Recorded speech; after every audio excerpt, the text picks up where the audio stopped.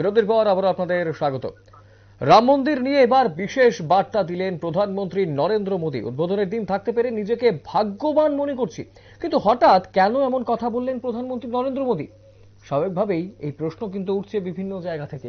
বিস্তারিত জানবো, news vanguard প্রতিনিধি অঙ্কিতা বর্ধন রয়েছেন টেলিফোন লাইনে। অঙ্কিতা, রাম মন্দির নিয়ে এবার প্রধানমন্ত্রী নরেন্দ্র মোদীর বিশেষ বার্তা কেন দিলেন এই বার্তা প্রধানমন্ত্রী? একদম, দেখো, অযোধ্যার প্রাণ প্রতিষ্ঠার অনুষ্ঠান এবং তার ঠিক 11 দিন আগে একটি বিশেষ আচার অনুষ্ঠান শুরু করেছেন প্রধানমন্ত্রী নরেন্দ্র মোদী। বিশেষ করে দেখা গেছে শুক্রবার উনি ওনার এক্স হ্যান্ডেলে হিন্দিতে একটি পোস্ট করে তিনি লিখেছেন যে অযোধ্যায় রামলালার প্রাণ মাত্র 11 দিন বাকি। আমি সৌভাগ্যবান যে আমি এই শুভ অনুষ্ঠানের সাক্ষী হতে পেরেছি। আমাকে প্রাণ প্রতিষ্ঠার সময় করার সুযোগ দিয়েছেন। ঠিক এইভাবে উনি ওনার এক্স হ্যান্ডেলে ওনার কথা তুলে ধরেছেন এবং এই কথা মাথায় রেখে তিনি আরো বলছেন যে আজ থেকে ঠিক 11 দিনের মধ্যে একটি বিশেষ আচার শুরু করছি। আমি সমস্ত মানুষের কাছে আশীর্বাদ চাইছি। এই মুহূর্তে আমি আমার অনুভূতির ভাষা প্রকাশ করতে পারছি না। নাসিক থেকে তিনি এই আচার অনুষ্ঠান শুরু করবেন বলে জানিয়েছেন। অর্থাৎ তিনি টুইট করে এই কথা লিখেছেন যে সাধারণ মানুষ এই মুহূর্তে রাম মন্দিরের জন্য যে অপেক্ষা করছিলেন, অপেক্ষার অবসান হচ্ছে, তিনি উদ্বোধন করছেন। যার এই রাম মন্দিরের মধ্যে একাধিক হিন্দুত্বের আবেগ জড়িয়ে আছে, তাই তিনি সৌভাগ্যবান যে তিনি রাম মন্দিরের উদ্বোধন করতে পেরেছেন। ঠিক এইভাবে কিন্তু উনি ওনার মত প্রকাশ করেছেন। অর্থাৎ এক্স হ্যান্ডেলে করা পোস্ট কিন্তু এক বিশেষ ভিডিও বা অডিওর বার্তা দিয়েছেন প্রধানমন্ত্রী। তাতে তিনি বলেছেন যে হিন্দু শাস্ত্র অনুসারে কোন দেবদেবীর প্রাণ প্রতিষ্ঠা এক বিশদ এবং ব্যাপক প্রক্রিয়া।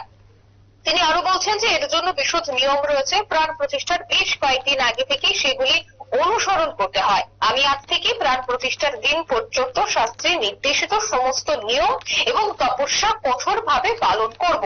এছাড়া তিনি বলছেন যে মহারাষ্ট্রের নাসিকে নিয়ম দিয়ে এই 11 দিনের বিশেষ আচার অনুষ্ঠান শুরু করছেন। দেখো, যেহেতু আর মাত্র 11 দিন বাকি রাম মন্দির উদ্বোধনে, তাই আজ থেকেই তিনি যে বিভিন্ন শাস্ত্রীয় নিয়ম রয়েছে সেই নিয়ম তিনি মানবেন এবং নিয়ম দিনেই তিনি 22 তারিখে অযোধ্যায় যাবেন এবং রাম মন্দিরের উদ্বোধন করবেন। অর্থাৎ তুমি বুঝতেই পারছো যে হিন্দু ধর্মমতে বা হিন্দুদের যে সমস্ত নিয়ম রয়েছে সেই নিয়মগুলি মেনেই তিনি আগামী দিনে আচার বিধি মেনে উদ্বোধনে উপস্থিত হবেন এবং সেই বার্তা তিনি ওনার এক্স হ্যান্ডেল এবং একটি ভয়েসে তিনি তুলে ধরেছেন সোশ্যাল মিডিয়ায়। এবং অডিও বার্তাতে তিনি শুরু করেছিলেন যে সিয়াবার রাম কি যায় এবং রাম রাম স্লোগান দিয়ে। প্রধানমন্ত্রী মোদী বলেন যে জীবনের কিছু মুহূর্ত বাস্তবে পরিণত হয় শুধুমাত্র ঐশ্বরিক আশীর্বাদে।